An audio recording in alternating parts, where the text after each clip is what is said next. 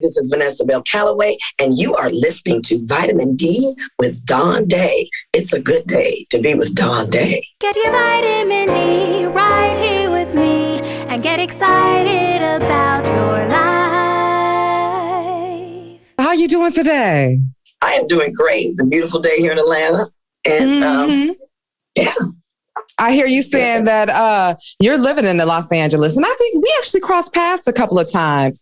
The most recent is Harvey. We had a foundation with Sharon Page, and I believe you came there was a fundraiser. Had to be like 2 years ago now. For who Harvey now? Foundation. I don't remember that. Harvey Foundation. Girl, I go to so much stuff. Okay. It doesn't matter. I'm glad that you're here on the Vitamin D with Dawn Dai podcast. Yes. Now, can you hear me okay? I hear you great. Okay. Well, here. I'm so excited to have you now. I done talked to two of your kids on the show. I've talked to Dr. Christy, a.k.a. Jasmine, and Kendrick, a.k.a. Trey. Yeah. And I'm trying to figure out how do I feel about Lady Ella. So we're going to... This Saints and Sinners is definitely like a drama that has me wound up from left to right, front to back. But first, before I make my judgment and before I dive in, tell me about your character, Lady Ella. Well, she's evolved a great deal over the years. So when we first met Lady Ella, she was married to Pastor Johnson, and he died. So she became a widow and kind of took over the church. The church has always been a soft spot for her because it was, her husband's church. She has a soft spot. Yeah, she got a couple. She had a couple. I know. And her father was a pastor.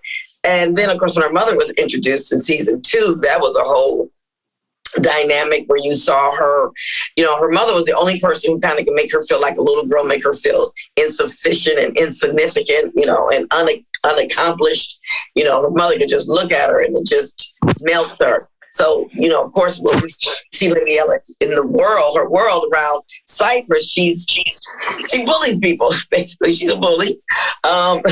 She's mean. She's very self-centered, self-serving. She hurts people, and she doesn't care. So her mother and her, now they're kind of divided, and they fight a lot. So she takes a lot, but she's very protective of her children now. Mm-hmm. When it comes to she loves her babies. When it comes to her babies, don't mess with her babies. She will cut you. So she's evolved a lot, but she's, hurt people, as we say, and this season you're going to really see, she kind of meets her match. She gets hurt. The hurt that she puts out to other people, you're like, don't put out what you can't take, right? Hello? But you keep messing with that fire, you're going to get burned. Right, and she gets burned. And but you learn a lot about a Lady Bird and their relationship, and you understand more about them. I'll just leave it at that. Spoiler alert, I can't tell you what happens. And that's what I saw because, a minute there, you want to look at Lady Ella and it's like, well, where's your heart? But it's the very same thing. And, and that's what I like to talk about on the Vitamin D podcast. Because, it's a pun off of my name. You get vitamin D from the sun. So I'm here to shed light into your life. And so not only are we shedding light what's going on with Saints and Sinners, but also what's going on with Lady Ella. And you made something that was so poignant. You said, hurt people. And what I've realized and what I've saw with this bridge, and I had to tap into a Donnie McClurkin for this one. A saint ain't nothing but a sinner who fell down and got back up. And so just the juxtapose of just saints and sinners, I don't see these as bad people. No. I mean, they're just regular people trying to make it. And what I love about the show is the church is a backdrop. Because, so often we want to do church shows and you want everybody to be churchy. Well, I mean, just because you go to church don't mean that you are a bad person or a good person. It just means that you are a person striving. You are a person striving to do the best you can. And we need the guidance of the Lord to help us find those things in ourselves to make us the better person. So these are just regular people who are attached to a church, like so many of us, but in their everyday walk, some of them are trying to really find a better way to do their walk. And some are just trying to survive, and some really don't give a damn, So we're just regular people. Yeah. Just trying to, I tell people all the time, we are just these spiritual beings having this human experience. And There's this communication of, I don't subscribe to religion, but my faith in God and my relationship with God is there. But the foundation of coming up in Detroit, I grew up in a Baptist church. That's the family. But to really elevate in the sense to say, hey, can you see me? And I'm not going to spoil it, but honey, I was clutching my pearls at the end of the season 1 premiere. I'm not season 1, season 5 premiere, because it's like, while Lady Ella, I see how she's pulling the strings with Dr. Christie, her daughter Christie, just the manipulation. She gets out of prison and and then it's like, we go in season 5 premiere and it's like, ooh, look what your mama has done to you. Yeah, she's a manipulator now. I have to own that. So let me ask you this. One thing that you said about with your character, Lady Ella, you said she loves her babies. How was she able to understand or even to grasp the idea of love when you look at her relationship with her mother? Well, sometimes you want to be everything that you didn't have too when you're a mother. So when you can tap into what you feel you were missing, you sometimes overcompensate to give it to other people. So Lady Ella knows what she was missing. And also, you got to remember how Kendrick got here. That was her love child with Rex. And I can't, is that a homie, lover, friend, or foe? All of them. That's the thing about Rex and Lady Ella. They, it's like they know, they love each other and they hate each other. And they're the only ones who can do that dance. They do the same dance. And sometimes he leaves, sometimes I leave. And it's like, you can't live with them and you can't live without them. And you're going to see that. You're going to see them again this season. They do this, but in the end, they just can't help it. They just can't help it. He got that mouth. Yeah. And he just be sipping in the ear. Yeah. Yeah. But like minds think alike. They have like minds. Birds of a feather flock together. Was it episode 4 or was it season 3 or season 4? Might be season 3. And he told Lady Ella, he said, your evil matches mine.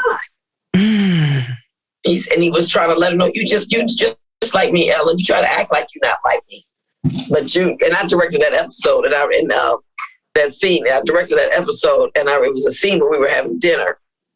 And because we were kind of starting to date a little bit then. And he was trying to seduce me.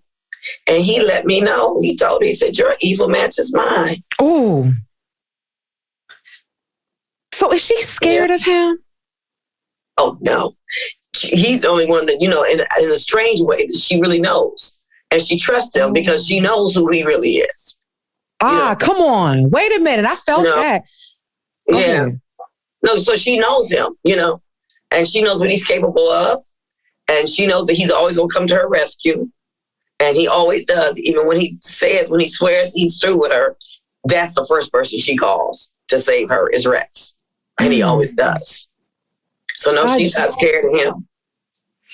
I had to jump up on a couple reasons because Rex, just like how when you can be blended in so many categories, it's the flexibility. It's like you never know what you're going to get with him on a different day, right? But the thing that you said was keen to me is that she doesn't fear him because she sees him.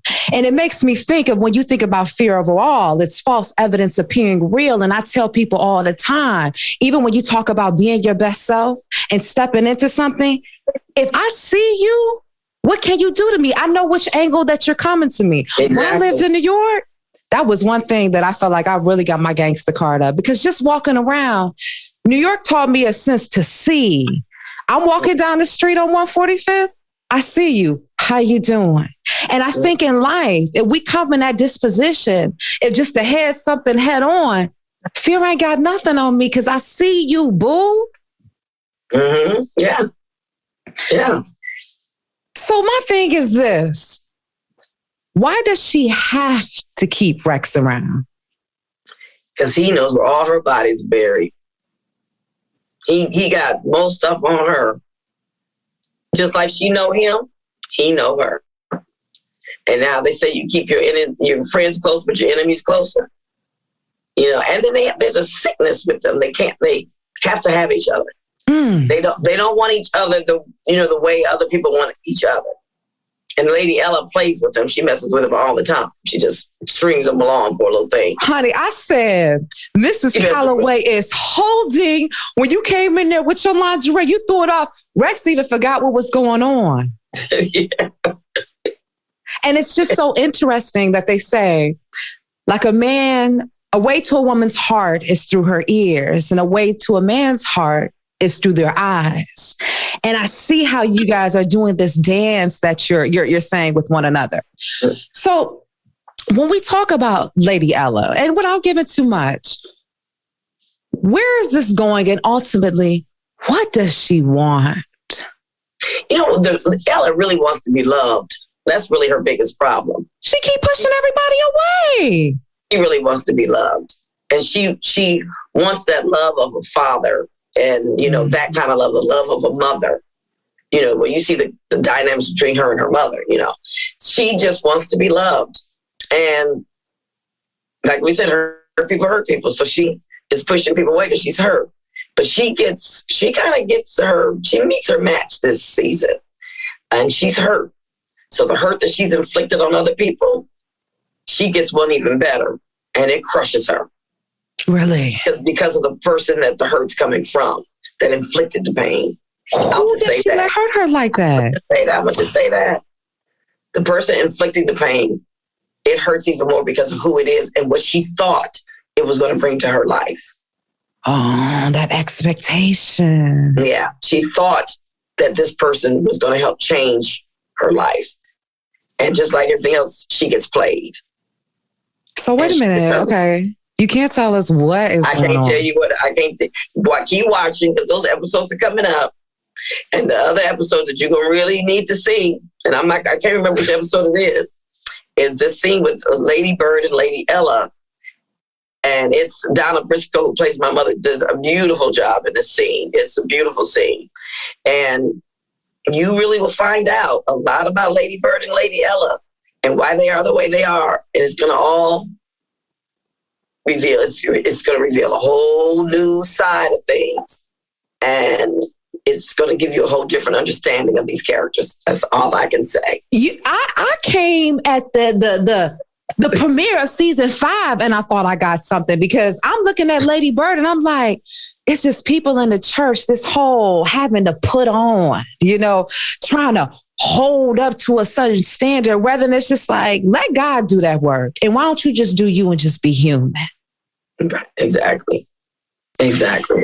So it's so interesting that, and I'm just wondering how you pulled this in with your character. You've been married for over 30 years. Mm-hmm. Understanding and knowing what love looks like, knowing the ups and downs, the roller coasters, the twists and turns. How did you use, I guess, what you knew to either put or to take away from Lady Ella? Because she's kind of like the opposite of what you would say who you are in your marriage. Yeah. Oh, she doesn't like me. Not like me. It's fun playing her, but I wouldn't want to be her. No, I wouldn't want to be that lady for all the tea in China. That's probably a lonely place. You see, she ain't got no friends on the show. That's my joke. I always say, I ain't got no friends, no girlfriends come over. I don't go out to dinner with nobody. I don't go to hear no music. Keith, his character sings, Miles, he's a singer. He's singing at the little club. I don't never go hear him sing. I don't do nothing.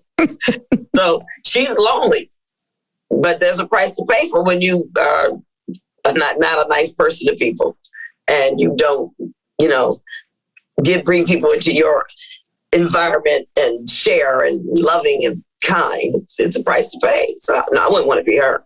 But yes, I've been married for 33 years in September with my husband for 35. Thank you. And it's a lot of work, you know, you got to put the work in. So what advice would you give Lady Ella about finding love and marriage and just finding a good man? You can't be a selfish person. That's Lady Ella is selfish. She's self-serving. And you can't expect somebody to want to come into that environment unless they are some type of crooked person too, who is self-serving and selfish, and they got a plan because they're trying to get some money. Then the love's not real because they're using you and you're using them, right? So you first of all, you gotta love yourself, and you gotta stop hurting yourself, because the way you treat yourself is how you're gonna treat somebody else. What you say? Hold on. One thing I talk about on the Vitamin D podcast is how you are your greatest asset. And that's just realizing when we talk about money, you know what you put into your account and what you take out of your account. And let's face it, life is ups and downs, but it's about finding that balance so that you can adjust, because then everything that's an extension of you, like you said, your relationship, how your hygiene is, your career, your faith, is all of a temperature check as to where you are. So interesting.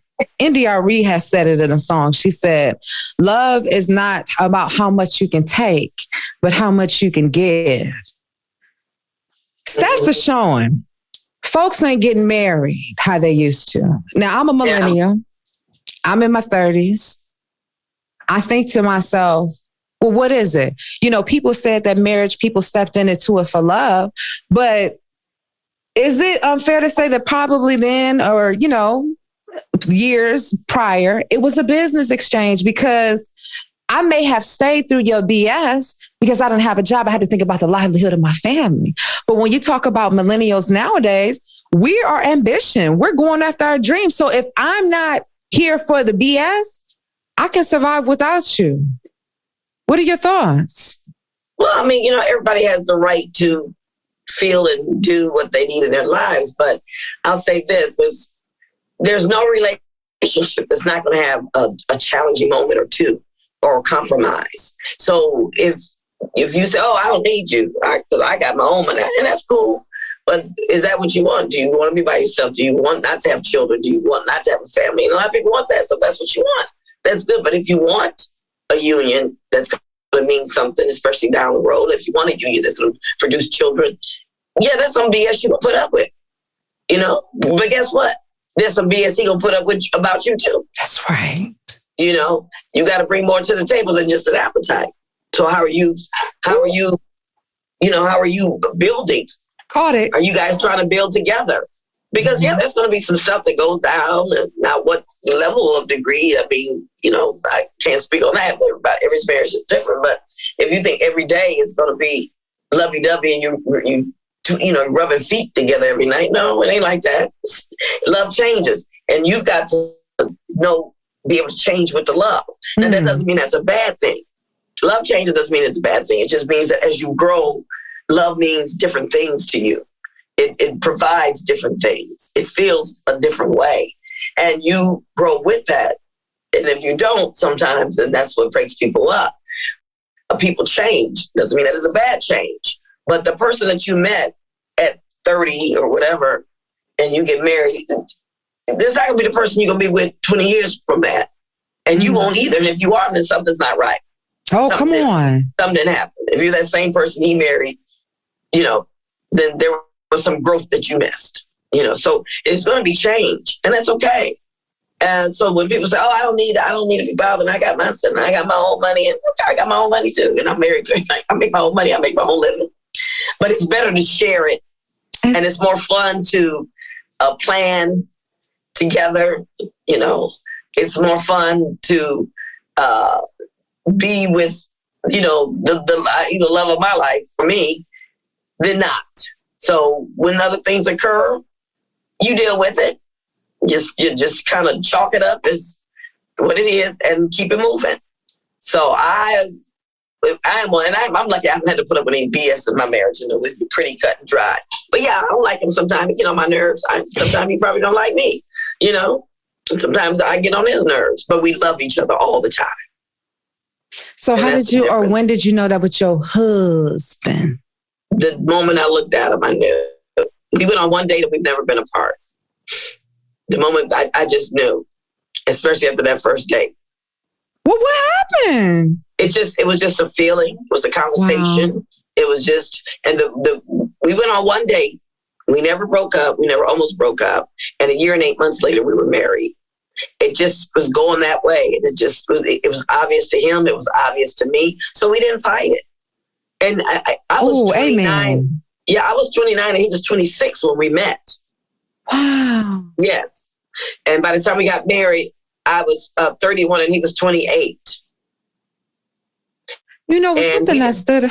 We didn't fight it. See, that's the thing. We didn't fight it. Mm-hmm. He wasn't like, oh, but if I get married, I can't run after no more tail. Mm-hmm. And I wasn't like, oh, is there somebody better out here for me? Because see, God will send you your husband and you let him go. Or you get him ready and give him to another woman. Mm. I've seen that happen a lot. What you mean? Because we didn't take enough time with him? Or he wasn't tall enough, or he had one quirk you didn't like, or something that was probably, when you look back years later, was really irrelevant. And you don't, but yeah, he's nice. He's a really nice guy. Okay, so let's focus on that. He's a really nice guy. Yeah, he's got a good job. Okay, let's focus on that. Okay. But he just ain't, I like him taller, or his skin color ain't my favorite color, or, I don't know, he's a little heavier than I normally like my man to be, or what little things like that women get real picky about. Now, if he's mean and he beats you and has no ambition, hit the road, Jack. Those are reasons you leave somebody, But when it's some little things and it's like, oh, I don't like the way he dresses. Okay, well, we can work on that. Little things like that. It's like when I met my husband, I made a list of 1 to 10. Before you met him? No, after I met him, when I was dating him. And I put his qualities out. And it was 1 to 10. And there was about 3 things that I was like, he does this, he does that. And when I looked at that list, I said, is this a deal breaker, Vanessa? It was like, no, it's not. You'll be fine. You'll be all right. So, because I didn't ask him if he did a list for me. And I didn't want to know, because I didn't want to know what his 3 things might have been. One thing that I appreciate that you said, and it's something that really stood out to me. I studied improv over at the Groundlings Theater. Mm-hmm. And we, step into the whole notion of a yes and. And it's about receiving what's coming that way. And then that and is the addition for me and that whole moving forward. And one of the key things that you kept saying with yourself is that even in your relationship, and heck, if just studied your background of the work, is that you have consistently to keep moving forward. And I feel like oftentimes in life, that's what we get stuck at, because when, as you say, oh, you got on my nerves. Oh, I don't like the way you said this, or what you're wearing, or how your hair looked this way, and just whatever reason to dismiss somebody, but rather than using those additive qualities and just moving forward. So I got to ask you, what's next for you, Mrs. Calloway? Well, there's a lot going on for me. I've been very blessed. So thank Jesus first for that. Right now I'm directing a TV movie for TV One, a Christmas movie. It's a lovely story. It's a love story. It's called Someday at Christmas. It's going to come on in Christmas 2022. So I'm literally in Atlanta directing that. I have 1 week left. I wrap on next week. And I'm also recurring on BET Games People Play, and I'm recurring on BET's Sacrifice, their new show that's starring Paula Patton. So I'm starring on that. I was just wrapped up seasons before Shameless for Showtime. That's the 11th season, the last season. I was on since season 1. So just wrapped that, and it finished just airing. And I also just played Keenan's mother on his new show, Keenan from Thompson from Saturday Night Live. I just played his mother. That just aired last week. And I'm in a couple of movies out now. I mean, I'm busy. It's really great. I got a couple of things that I'm waiting to hear about. But right now, I'm just trying to finish this movie up. so that you guys can enjoy this beautiful love story, Christmas love story. And finishing up Sacrifice. I got to go back to New Orleans and do that. And then we're going to wait and see if we get picked up for season 6 for St. Sinners. Hey, I'll live in the speak it how you want it kind of lifestyle. Yeah. So I'm speaking life. It's already coming. I hope so. I wouldn't mind doing a season 6. Well, I'm telling you now, I just posted up on Steve Harvey FM about the season 5 premiere, and everybody was going up, talking about all the drama, all the pros. So I'm sitting on the edge of my seat from it. And let me just say, thank you for sharing your body of work. Thank you for being bold and unapologetic with your dreams. Thank you for being an inspiration to show that you can be a boss in your career and still have a relationship and a beautiful family. And you are just the sweetest, little light, just adorable. Just Dawn, I just love you. Your energy is infectious, and you're just shining so bright and so positive. What we need to hear, what your millennial crew needs to hear. I have daughters your age, so I'm sure you're in that group. But just beautiful meeting you, and you're such a light, such a bright light to this world and to what you're contributing. So thank you. Thank you. Seriously, thank you. Well, thank you. This is my dream. So thank you for being a part of it. And thank you for unapologetically going after your dreams, sister. Hey. Now, before you get out of here, this is one thing that I ask for people to do. Like I said, vitamin D is a multivitamin for your mind. So just a dose of inspiration that you can leave, whether about love, relationship, life, something that you live by, a quote, a song, whatever, however, just make the people feel good. Well, this is something I live by, and I tell people all the time, stay ready to be ready. And what that means is, whatever you need to fix it. If you don't like your attitude, you don't like the way your hair looks, your teeth need fixed, you want to lose that 10 pounds, do whatever it is you need to do. Because when that moment comes, you don't have time to get ready. So however you look on Friday, you're going to look that way on Monday. It's not going to magically change over the weekend. And whatever energy you are, that's the energy you're giving. So stay ready to be ready. Because when that door opens, you got to kick it down, whatever your dream is, whatever you're doing. But you got to be ready. Catch it. You heard it right here in the industry from the one and only Mrs. Vanessa Bell Calloway. Thank you, Queen. Thank you. Get your vitamin D right here with me and get excited about your life.